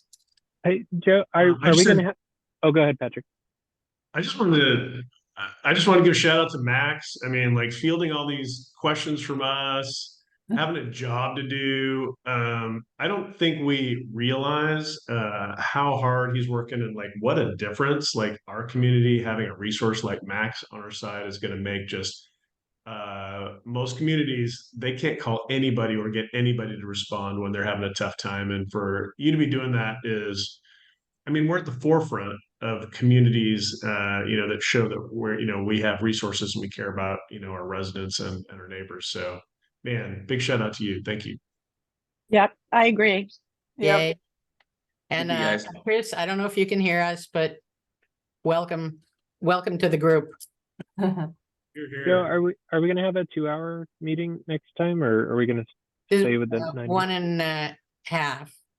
What is that? What we're sticking Yeah. at? Or Yeah, Okay. 1.5. Yeah.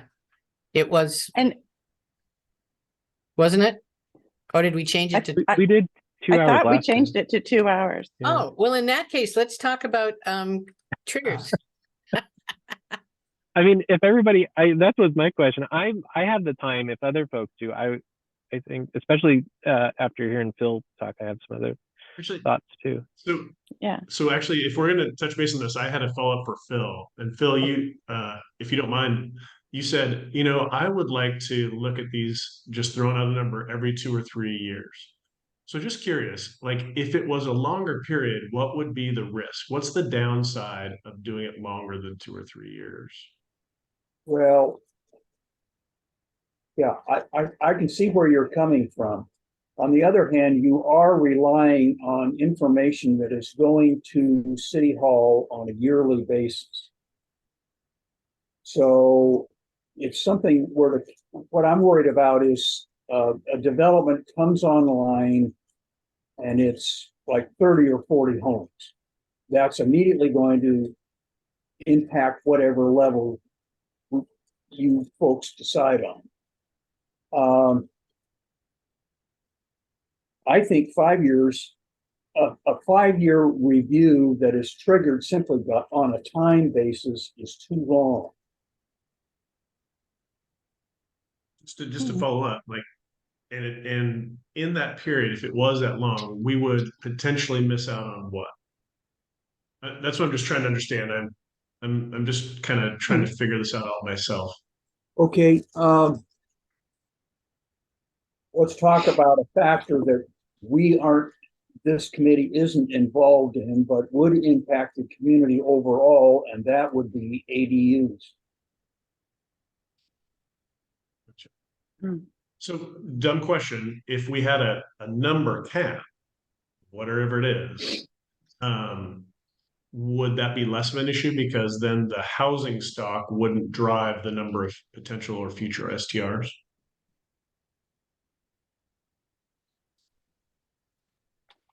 Right. If you have a cap, all of those things kind of don't matter nearly as much. Because a number is a number. And it doesn't matter whether the short-term rental is in an ADU or it's in a new development, or the new development matters because you've got 30 new homes that need support from the In city. other words, is that a benefit of transitioning from percentage based to a total, number cap? In your opinion, Phil? Well, I don't have a vote in this, but I think it's easier to work with a number that is going to be adjusted every 2 to 3 years, as opposed to a percentage. I could live with 3 to 4. I think the problem with 2 or less or 3 is that it takes such a long time to process anything. As soon as you set the number, you'd have to be talking about resetting it, because again, you'd want to be looking at numbers and what's changed and what hasn't changed. So putting it out 4 years or 5 years, to me, maybe it'll be off for a year, but most likely it won't. I mean, we're not going to change that much in those couple years difference, so that it just puts less immediate need. It seems like we're not just constantly looking at it again.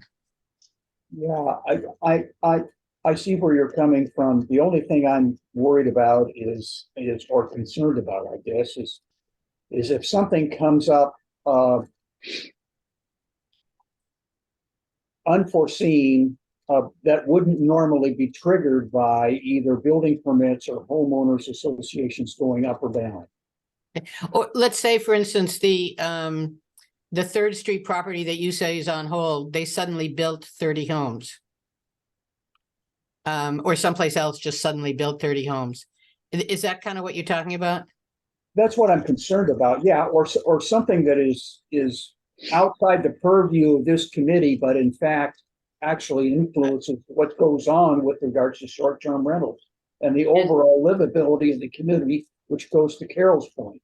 And if they were going to build 30 homes, I'm assuming it would take a couple of years, right? From the time they get to the permit stage to the people moving in. So that gives us. Are you talking about actual construction, or are you talking about from The point that you know that something big is going to be built to the time people start moving in is a couple year process. It doesn't happen in 6 months. Yes, that's correct. Right. So that would be the advantage of looking at it every 3 years. You could also continue it for another 3 years, but the precedent was already set. Was it last year or the year before where they did the 3-year Moratorium. tab? Yeah. So I like the 3-year idea, and it could be continued, but it could also be responsive to any major changes or if homes were annexed. They've been annexing these homes up in the Highlands, so that we could be responsive to those issues. Again, folks, I don't have a vote in this. I just threw out 2 to 3 years to start the discussion. Phil, on all topics, you may not have a vote, but we don't really vote very often. So your opinion is really important to me and hopefully important to everybody else. Well, all I was trying to do was stimulate this discussion, and it looks like we're going now. Okay. Okay. Hey, Joe, just to maybe, so I like, whether it's percentage or cap, I can really appreciate the idea of periodic review. Whether it's 2, 3, 5 years, it'd be interesting if there's a way that it can sync up with the city's other reviews of their land use mix, their business, commercial space, industrial, whatever it is, to where so there's some context there. That being said, the thing that I'd caution on is that we're not starting from scratch every 3 to 5 years. It would make, if we're going to have a health check on our community that says, is this the right amount? Or if it isn't, we need to have a set of,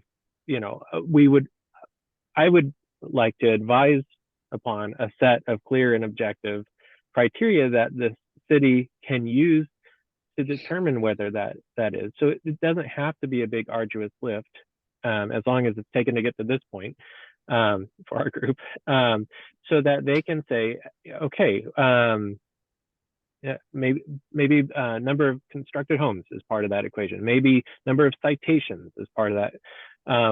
Check on density if we end up moving that way. Where have homes congregated?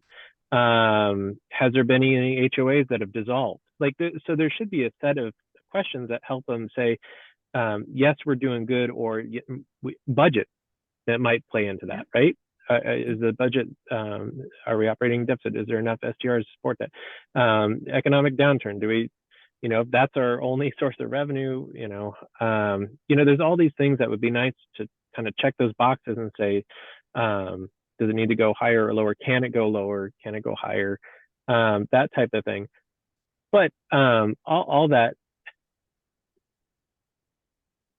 I guess I'm thinking that that's a lot of work to, if we were going to go with a cap, to set the limit and then move towards it over the course of 3 years.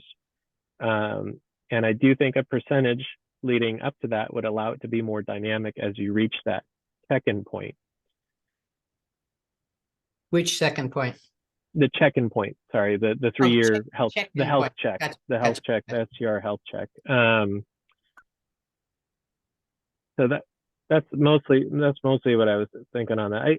I like the idea of having some sort of review. I like the idea that that the number or percentage or whatever, whether it be checking on percentage or checking on cap, is found, rooted in some clear and objective criteria.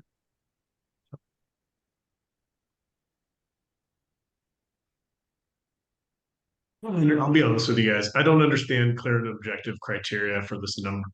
I mean, it's quite possible that this number simply reflects this. We've hit a perfect balance, and I don't think one number is going to apply. It can apply differently from city to city.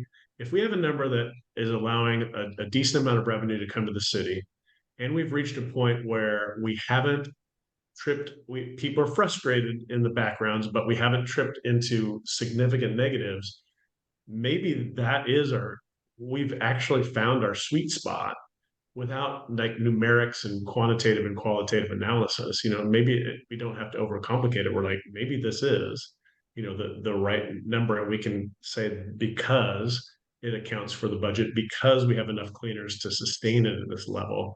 I mean, these are all real things. It's actually this criteria. If I don't it disagree with works, you, Patrick. if it works, what more do we need? Well, yes, except things change. And I think we just have to put in Cheryl, a check and Cheryl and balance. Michael have brought this up, and I just want to make sure I understand what else do we need numerically to say this number around the number we're at, whichever number that ends up being, makes sense. I see. Like I want to come up with those numbers to say this is why it makes sense, but I think Cheryl and Michael have had the most heartburn with it, so I want to make sure I'm looking in the right places, because if I can't find the numbers that make you guys satisfied, then it probably won't satisfy the council. Well, I just think of interacting with planning commissions and city councils that they appreciate, and I mean Phil's here, Linda's on the phone. I'd be curious what their needs are when it comes time to gavel down or planning commission recommending an amendment to whatever it may be, that it doesn't, it's based less on discretion and more on objective means. I mean, that's their decision making to do. I mean, and my experience is they appreciate that. So, It has to and be- I think it's good policy. Go ahead, Phil. It has to be fact-based. Mhm. I guess, Patrick, if we go with the So middle. I guess I have two facts. I'm trying to figure out, is that enough, or do I need, what other facts do we want? What are the facts that saying- we're searching for to support a number? Because in the straw poll, a lot of us said, hey, we're at a good spot. You know, we don't want to go way higher. We don't want to go way lower. What other facts do we want to seek out to support our case? Or which ones are we missing in your guys' opinion?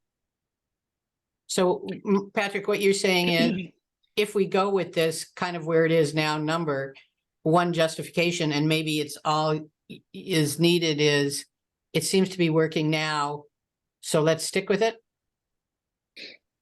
Well, do we we need can make more- that a little more nuanced. But that's the question, is like, what are the the numerics that make it work so well today in anybody's opinion, so that we can help support that case.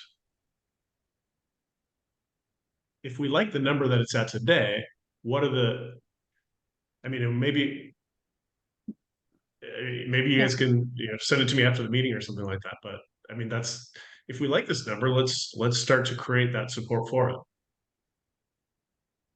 And maybe we could be thinking of the facts that we would be looking for, like budget, like community need, housekeeping availability. Maybe we know what they are. Maybe Michael, maybe you have a few more that you could add, but just a list that would trigger, if we have 3 of these checked, then it would trigger a revisit. Maybe Yeah. workforce housing as well. Correct. Yeah, I would, and it's tough because I mean, the city's been deliberate in how they treat STRs, license. I don't know if it's a exact parallel, but like liquor stores, you license them in your community, so you don't have one on every block next to schools and that kind of stuff, or pot shops or whatever they are, what have you. Versus a land use. But for me, my mind goes to what percentage. So there was a decision-making framework that guided the city to weigh in at some point to say, we need X amount of medium density, we need X amount of high density residential. There was a process tied to that because of housing needs, maybe rooted in values, whatever that criteria is. I'd like to know. I mean, they're going through the comp plan process right now. And if there's a map amendment or something that relates to residential or something, they'll use that process. But for me, it would make sense to say, and as part of that housing mix, we expect, we want, or we need, or it's part of achieves X goal, that STRs are a certain percentage of our housing mix. And that's why I lean towards percentage, is because it's already rooted in a process that the city has for determining their housing mix. Carol, did you have your hand up, or were you still? Well, I was just thinking about it and going back to one thing Michael said, and you too, Patrick, about why that number. I think the survey is what drives me around that number being the same. As people tended, the results of that survey was things are pretty much okay with some problems here or there, which leads me to the density. But I also think that we could explore that number we maybe before January, maybe not, because I like the idea of creating these neighborhoods. I mean, we have neighborhoods in Manzanita, but calling them out, because we all share the benefits of STRs, the entire city. But I don't think it's reasonable for our work to place the burden of that, if it is a burden, on one particular neighborhood. I think we need to kind of redistribute it. So back to Phil's point, I mean, if we look at it by neighborhood and we have some kind of density number or percentage, but maybe there's a neighborhood that's being developed that could take on more STRs, but to just raise the number every 2 or 3 years, because there's building somewhere, if that building isn't part of the STR pool, I don't understand that.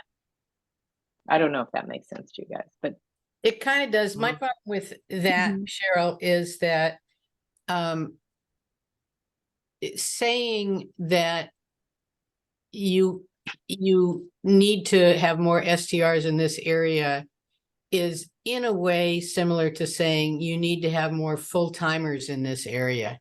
You can't make people make their house a short-term rental. You can't make them rent to full-timers. When I had a short-term rental on 3rd Street, closer to the beach than Michael's house, I was told by every rental agent I ever used, the reason that your house isn't renting more is that it's not close enough to the beach. It was on 3rd Street. So I don't know that we can do a lot, even if we wanted to change how many rental homes were by the beach and how many rental homes were away from the beach, because it's kind of free market driven. in a sense it is, but I think we can address it in some ways, because when you have, I know this goes back to broken record, if you have a block of homes and 80 to 90% of those homes are short-term rentals, and you have the person, whether they live there full-time or not, it impacts their neighborhood with that responsibility. And I don't know if I'm comfortable saying we're going to just turn our beachfront into a total rental pool to support all the other neighborhoods and the resources everybody else gets. I don't think that's livability in that sense. And so I think that's an easy thing to say is, oh, everybody's going to just go to the beach. But I think we're in a position to create a plan for this community that, so people can learn to walk to the beach. That's what they do when they get to the beach. I just think it preserves the neighborhood feel of everybody in the city. So it's not like some people get to have that neighborhood and some people don't. And I'm not saying you regulate who moves in there or what happens there, but if there's already an X number of percentage or number of homes on the street that are STRs, and you're going to buy one, maybe this isn't and you want an STR, maybe this isn't the block for you. And there's enough, if you look at that neighborhood in the map, there are a lot of homes that I think my speaker. No, you're good. Can you hear me? Yeah. Sorry. So that's just what I'm saying. I think we need to look, it's more complicated for me, Patrick. That's why I have the number. As I remember the survey though, it seemed like the people who were closer to the beach were the ones who were not as bothered by the short-term rentals near them than the people further inland. So there's that's my point. If you have 90% of the people on a block that own a short-term rental, what about the other people who are trying to live there full time? I think there's just a way to distribute it by neighborhood, to look at neighborhoods a little closely with the density issue. But if they are living there full time, they didn't respond to the survey. But they did, and we're bothered by it. they did respond. They did respond. Yeah, go ahead, Patrick. And then Max. I want to get Max first because he's got his hand up. I'm going to bounce out of here because I have another meeting I have to go to in a couple minutes.